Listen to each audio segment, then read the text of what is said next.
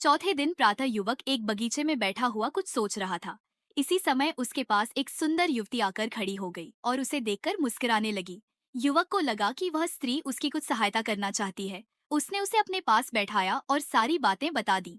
सुंदर स्त्री ने युवक की बातें बड़े ध्यान से सुनी। उसने उसे सभी प्रकार से सहायता करने का विश्वास दिलाया और अपने महल में ले आई। सुंदर स्त्री का महल बड़ा आलीशान था। सुंदर स्त्री ने युवक को भोजन कराया और आराम करने के लिए एक शानदार बिस्तर दिया।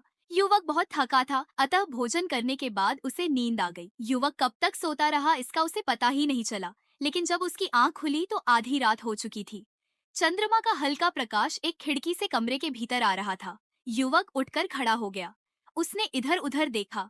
सुंदर स्त्री का कहीं पता नहीं था। युवक को बड़ा आश्चर्य हुआ। अचानक युवक के कानों से सुंदर स्त्री के गाने की आवाज टकराई। इस आवाज में गजब का आकर्षण था। युवक को ऐसा लगा कि मस्ती भरा गीत गाकर वह उसे बुला रही है। युवक अपने पर नियंत्रण नहीं रख सका और आवाज की ओर बढ़ा। कुछ कदम चलने के बाद युवक ने देखा कि भरपूर श्रृंगार किए सुंदर स्त्री आईने के सामने खड़ी अपना रूप निहार रही है। सुंदर स्त्री ने आईने में युवक को देख लिया। वह उसकी ओर मुस्कुराते हुए बढ़ी और उससे लिपट गई तथा उसे अपने पलंग पर ले आई। युवक की समझ में कुछ नहीं आ रहा था। फिर भी वह यह तो समझ ही गया था कि सुंदर युवती उससे क्या चाहती है। इसी समय सुंदर युवती ने उससे कहा कि यदि वह उसका साथ दे तो वह उसे अगले दिन ही चांदी के 500 सिक्के देगी। युवक के हृदय में बंजारन बसी थी। वह किसी स्त्री के साथ सोना नहीं चाहता था, लेकिन अपनी बंजारन को पाने के लिए उसने सुंदर युवती की बात मान ली। अगले दिन फिर यही हुआ।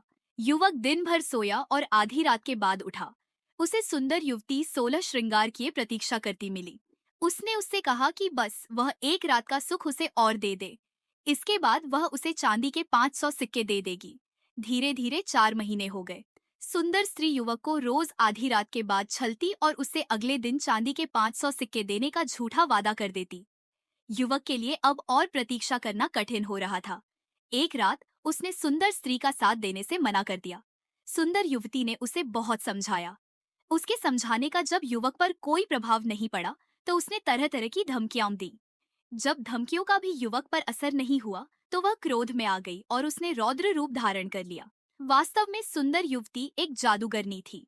उसे जब लगा कि युवक उसकी बात किसी कीमत पर नहीं मानेगा, तो उसने अपनी जादुई शक्ति से उसे एक फूल बना दिया और अपने बगीचे के तालाब में लगा दिया। आगे क्या होगा जानने के लिए बने रहे।